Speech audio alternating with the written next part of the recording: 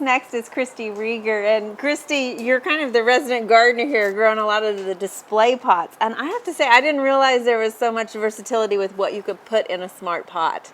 You can put pretty much anything in a smart pot. The great thing about them is, like I love them for the herbs. Yeah, mainly. and you've got quite a collection Yes. here. This is beautiful. I like them a lot because they grow so fast, and I like to cook, so I don't have to worry that I'm going to use all my herbs at one time.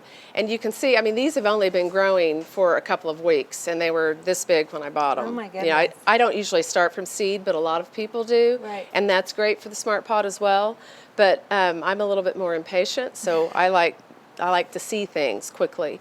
But for the herbs, they do so well because of the fabric, it root prunes. Okay. So you get a very big root ball of these porous little roots. So there are many more roots taking up the nutrients instead of like when you're in plastic, you get that one or two roots circling around the pot. So this is a unique design over here, this long linear, I mean, it's basically a row of tomatoes already you have Yeah, here. this is a big bag bed, we call it, and this is nice too because you don't have to dig your yard up. You know, if you don't have a yard and you just have a small space, you can put this out and you can put anything in it. I mean, we've chosen to do it with tomatoes. You can put beans or melons or flowers. You can do whatever you want to with it. But it's nice that after the season too, if you want, you can move it and you can reuse these things as well as the regular pots. Right. Well, I for know many years. a lot of people aren't necessarily in their permanent home and they might not want to invest in building raised beds. Seems like it would be a great option. Yeah. You could take that raised bed with you if you ever move. You absolutely can. So you were talking a little bit about the root pruning or the air pruning, basically. So can you show us kind of what that means and how it compares to a regular pot? Right. Well, in a regular pot, I know all your viewers have taken a plant out of a plastic container and seen that root circling. Right. Well, that one root is the only thing that's taking in nutrients.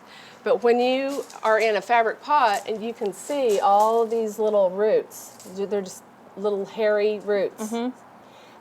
Each one of those is taking in nutrients. Okay. So you get a much better plant above ground when your root ball below, you know, your root structure is better below ground.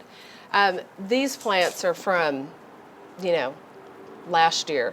That's why they're not It's a little older. luscious. These were just left out. And one of the guys, Charles, in the greenhouse has taken all the dead stuff off and it's already, you can see it's already coming back beautifully. And that's all due to all these little fibrous roots. Well, and it's the fibrous roots that are really taking up the nutrients in the water. A lot of times we look at those big roots, but those are just the highways to the smaller roots. Absolutely. So as those roots come out and they hit this pot, they basically break up and when they hit the pot, you know, finer because roots? of the air, yes, the tip of it quits growing and it forces more to come off. Okay. And then every time that happens, another root comes out. Okay. So you end up with this very hairy little group of roots. All right. So, Christy, I know a lot of homeowners already have their clay pots. Is there a way that they can also use those smart pots with them? Absolutely, and I do that a lot. I kind of prefer them being in a really pretty decorative container, and so I plant them and then I just put them down in the container. It's real easy, and then you're able to put these out wherever you want.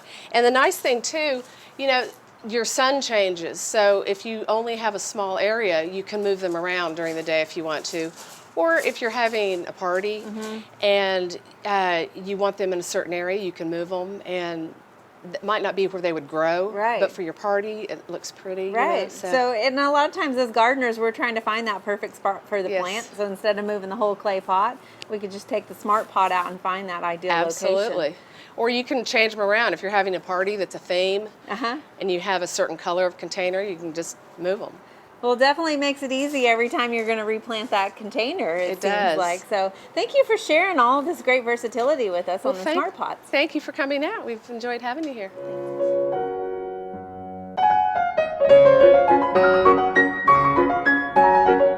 We hope you enjoyed this video. It's part of our Oklahoma Gardening YouTube channel.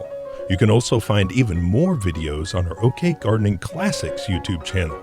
And join us on social media for great gardening tips, photos, and discussion.